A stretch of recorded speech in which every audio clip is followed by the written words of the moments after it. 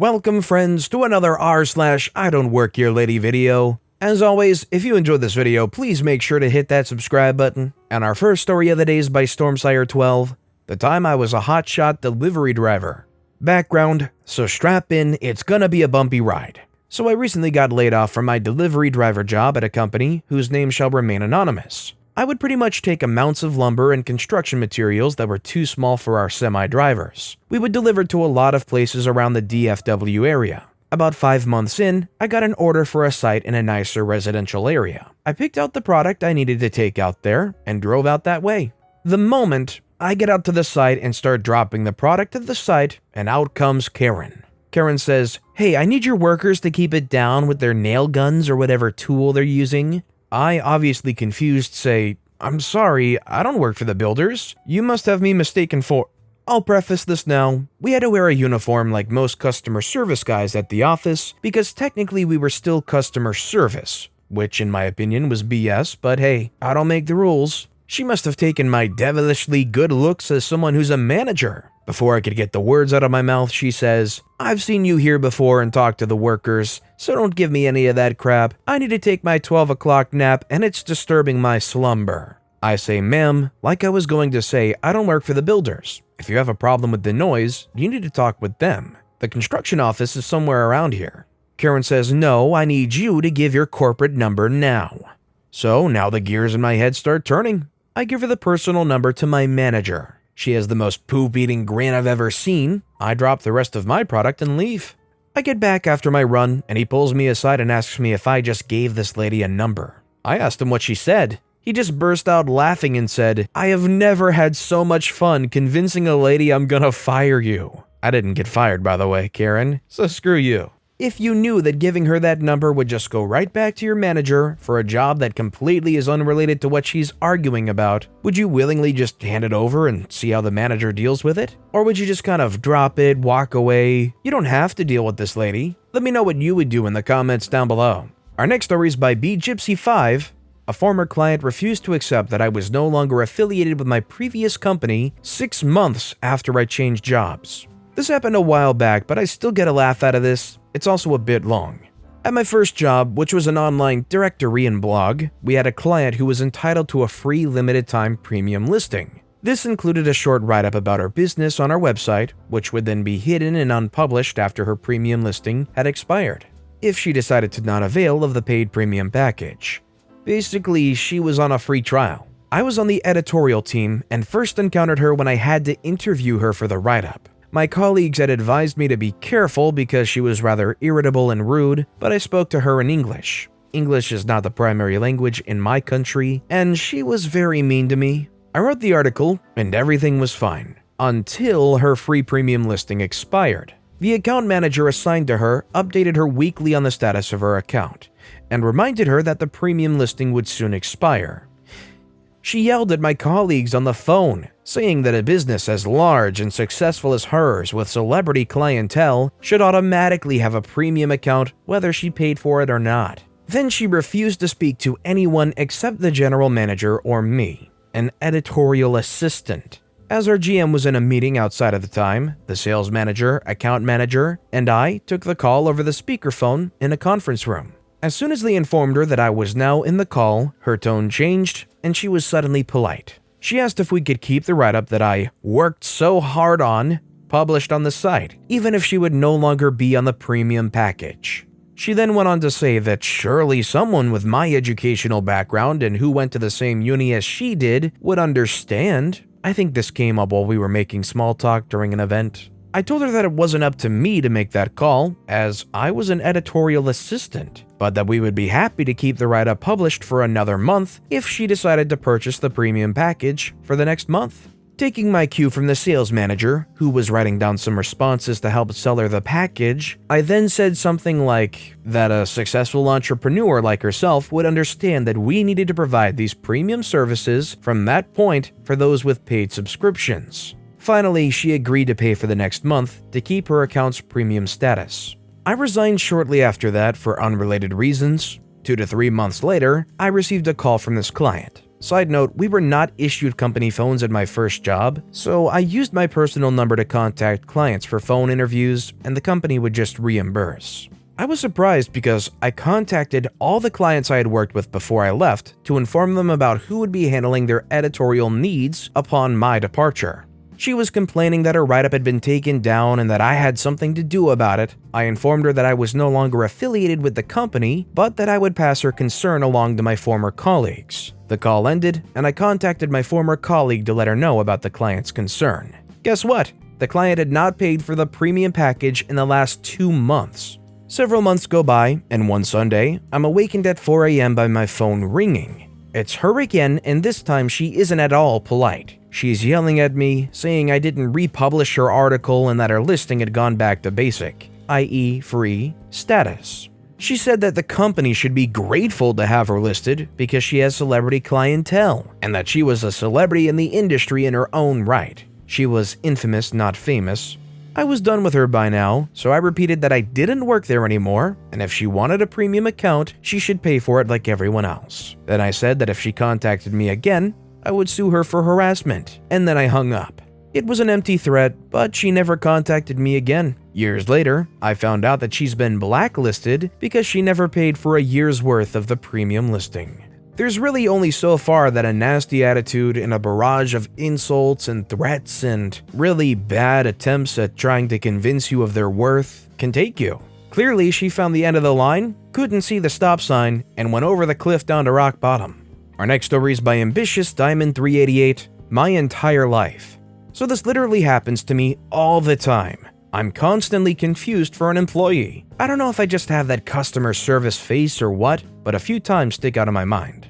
Was at a local grocery store looking for something specific, a few items already in hand. This older guy, probably in the 70s, walks up to me with his cart and says, "Excuse me, sorry to bother you again. I've never seen this man in my whole life. Can you also tell me where the sauerkraut is?"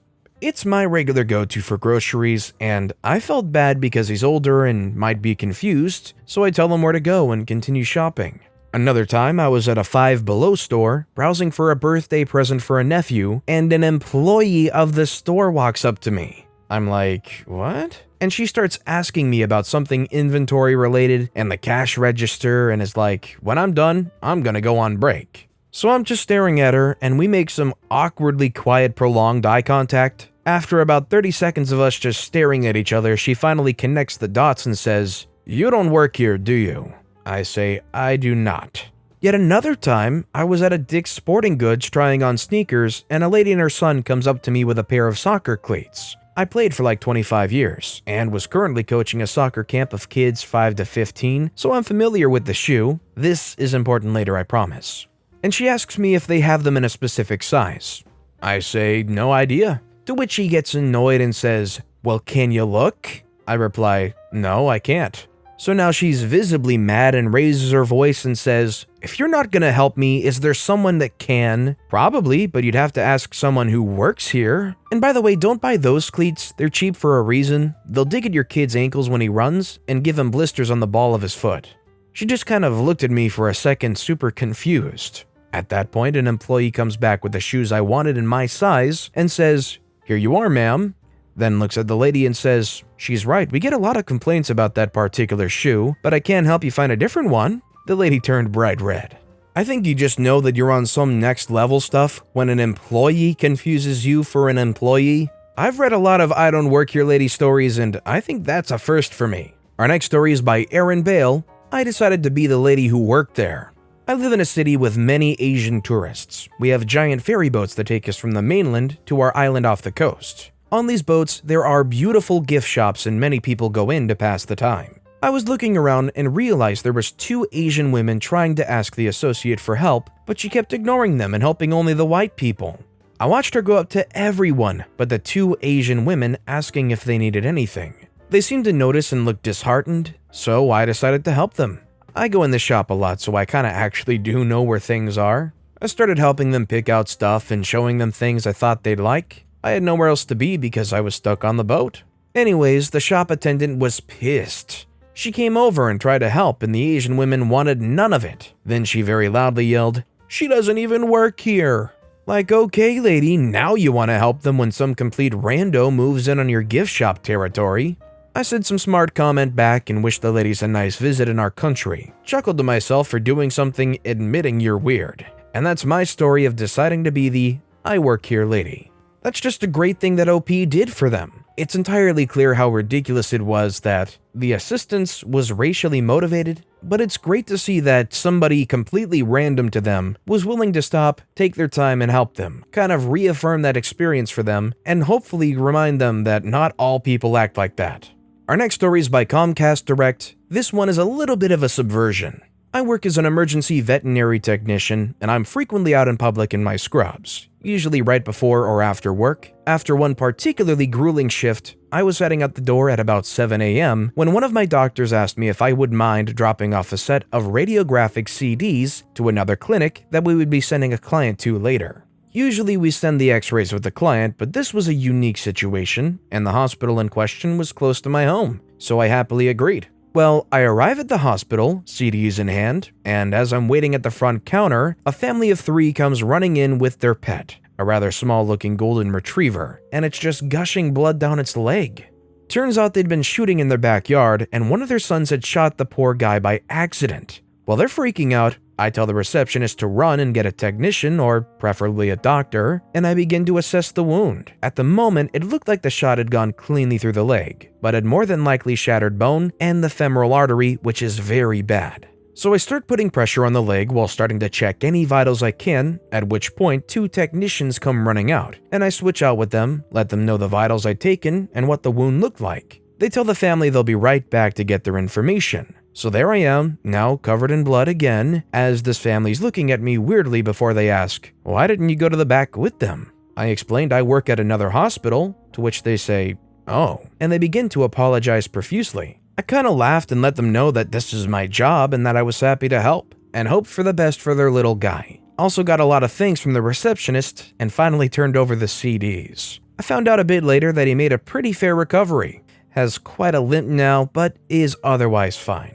Bottom line, I'm just glad the doggo's okay. I'm just really glad the dog's okay. And our final story of the day is by Nick's Axie. Your shirt is red. Get back to work and make my order now. Alright, a little bit of info. I work at a retail/gas station called Rhodes. May have heard of it, may have not. And my boyfriend works at Casey's, another gas station but in a different town. Some workers at Casey's wear red shirts. At my job, we wear red also. However, my shirt says Rhodes on it, so it should be clear even after mistaking it at first. I don't work at Casey's. I actually used to work at Casey's, so I know the ropes around the store. Here's the story. I'm at Casey's to pick up my boyfriend, and I walk in, to say hi and ask if it's been busy. I order some cheese sticks and walk out towards my car. A woman, maybe in her mid to late 30s, asks me, what are you doing with that? Now, me being two-faced only to customers or strangers, I tell her in a bubbly, bombastic voice that I'm just going to my car to eat. Now, I didn't think why in the world she would be asking me this as a stranger, but I still try to answer her in case she may have mistaken me for someone or something. With a really rude voice, she exclaims, "Get back in there, you're supposed to be making cheese sticks." Me, completely dumbfounded, says, I don't work here. My boyfriend does though, he's probably working on your order now. I work at another gas station named Rhodes, as I point to my shirt, where it shows the name of my job. The woman says, no, I spoke to a girl, her name was my real name, that has to be you. Now, I'd forgotten my name tag was still on, and there just so happens to be another girl with my same name who works at Casey's, who may have answered the phone in the kitchen taking orders. I say, no, sorry, ma'am, I don't work here. There's another girl who works here with the same name as mine. You may have spoken with her. The woman says no, because she sounded just like you too. Same name, same voice. I say, I honestly don't work here. Like I said, I was at Rhodes. It's a gas station and where I live. As I point to my shirt once again, more aggressively. Now after this, my social battery starts to run out after a long day of having to fake a happy voice for people, buying stuff and trying to make conversation with me when I have better things to worry about. The woman says, yeah, but your shirt is red, just like everyone else's here. You probably just grabbed a random red shirt and went into work like that. You probably don't wash your clothes since you smell bad too. This is what incense set me off. I recently moved into a new apartment and haven't had the time to do laundry except wash this shirt she was talking about. It gets hot at my job, so I sweat constantly and end up smelling like butts. I say, "I've told you multiple times I don't work here, now leave me the freak alone." The woman yells at me as I walk to my car, ignoring her, saying, "I'm gonna get you fired, you witch." I just hold up my middle finger and lock my car doors and turn my radio up so I don't have to hear any more of her BS. She eventually leaves with her cheese sticks. Honestly, I get really baffled at times that people are really this dumb or crazy. I'm only 19, and I ain't got time to listen to someone making assumptions or firing BS they know nothing about. First time I've had an encounter like this, and I hope it's the last. Changing shirts before I pick up my boyfriend from work from now on. You wore blue and you're in Walmart, you work here. What's that? A red shirt that says Target on it at McDonald's? Don't you give me that BS I don't work here stuff. But with that being said, that's all the time we have for today. So of all these stories I've read today, which is your favorite and why? Let me know in the comments down below. And if you haven't yet, if you could like and subscribe, that would mean a lot to me. Whatever you do, whether it's liking, subscribing, turning notifications on, all of it helps grow this channel and I appreciate the heck out of it. So until next time, I'll see you all tomorrow with some more stories.